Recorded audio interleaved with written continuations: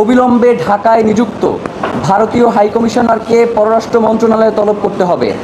ভারতে রাষ্ট্রীয় মদদে মুসলিম নিধন, মসজিদ ভাঙচুর এবং শুভেন্দু অধিকারীর মতো উগ্র ব্যক্তিদের উস্কানিমূলক ও সাম্প্রদায়িক বক্তব্যের কড়া প্রতিবাদ জানাতে হবে এবং এর আনুষ্ঠানিক কৈফিয়ত আদায় করতে হবে।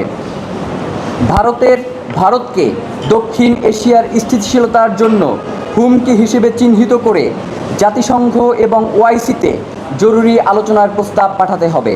ভারতের অভ্যন্তরে মুসলিম জেনোসাইড রুখতে সেখানে আন্তর্জাতিক পর্যবেক্ষক দল পাঠানোর জন্য সরকারকে কূটনৈতিক তৎপরতা বাড়াতে হবে।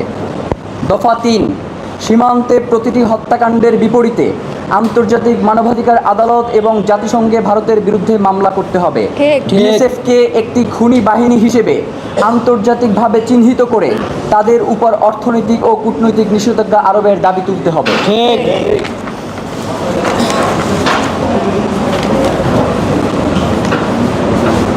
আগামী ৭ই জুন শুরু হতে যাওয়া জাতীয় সংসদের বাজেট অধিবেশনে ভারতের উগ্র হিন্দুত্ববাদী সহিংসতা ও সীমান্ত হত্যার প্রতিবাদে সর্বসম্মত নিন্দা প্রস্তাব গ্রহণ করতে হবে।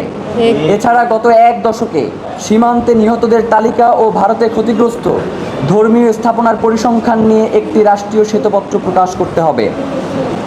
ভারত যতক্ষণ পর্যন্ত সীমান্তে হত্যা শূন্যে না আনবে এবং মুসলিমদের জানমালের নিরাপত্তা নিশ্চিত না করবে, ততক্ষণ পর্যন্ত আদানি চুক্তিসহ ভারতকে দেওয়া সকল একতরফা সুবিধা, রেল ট্রানজিট করিডোর ও বন্দর ব্যবহার স্থগিত করতে হবে।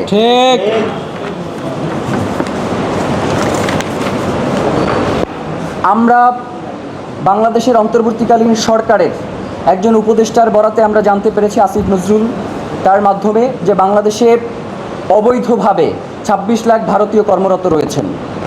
বাংলাদেশে থাকা অবৈধ ২৬ লাখ ভারতীয় নাগরিককে বহিষ্কার করতে হবে।